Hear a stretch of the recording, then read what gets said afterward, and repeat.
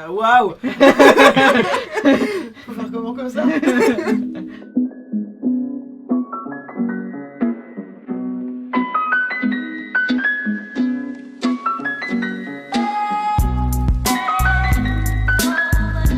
Je suis Angèle Laroche, je suis électricienne de prise de vue cinéma, plus communément appelée électro.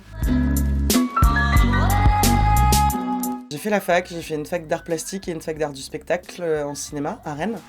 Et j'ai pas fait d'école de cinéma, je suis allée jusqu'au master 1, donc tout ça c'était très théorique. Puis j'ai fait un stage sur un court-métrage où j'ai rencontré un chef qui arrivait en Bretagne et avec qui ça s'est bien passé, qui a décidé de me former.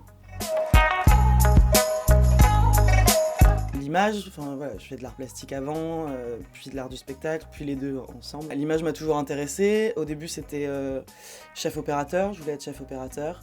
Et puis en connaissant mieux, en apprenant mieux sur les métiers du cinéma, j'ai découvert que ce qui m'intéressait le plus c'était donc la lumière, la plasticité de l'image, que ça c'était l'électricité, et que donc le métier qui convenait était électro.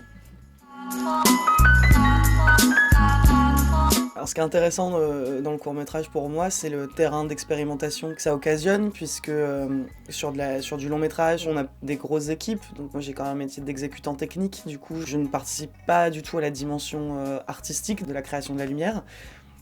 Alors que dans le court-métrage, quand on est sur des économies plus légères, des plus petites équipes, on a plus l'opportunité d'être au contact de la face du plateau et donc de pouvoir s'intéresser à cette composition lumineuse et donc à la création et à l'architecture de la lumière.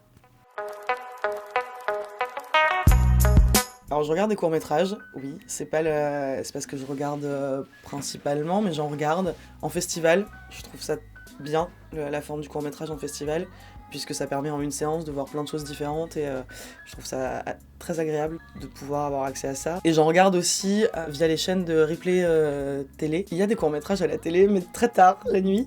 Donc voilà, le replay est la bonne solution pour pouvoir les regarder quand on veut. Et voilà, à des moments où on n'a pas forcément 2 heures à consacrer à un film, pouvoir se plonger dans une histoire pendant 10-30 minutes, je trouve ça cool.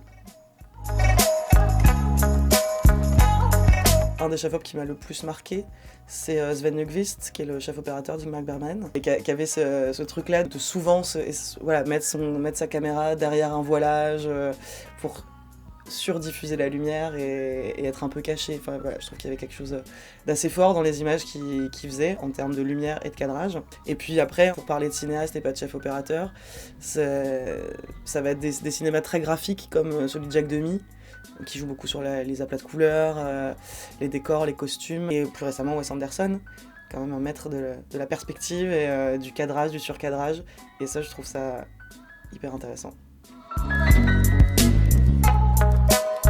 Un court-métrage qui m'a marqué, que j'ai vraiment beaucoup aimé, c'est Le travail du castor de Steve Cavalieri, sur lequel j'ai travaillé, mais c'est pas pour ça que c'est mon coup de cœur. C'est un film complètement burlesque qui n'a pas vocation à diffuser un message ou à être vecteur de quoi que ce soit, de morale ou quoi ou qu'est-ce, donc ça je trouve ça vraiment, vraiment bien.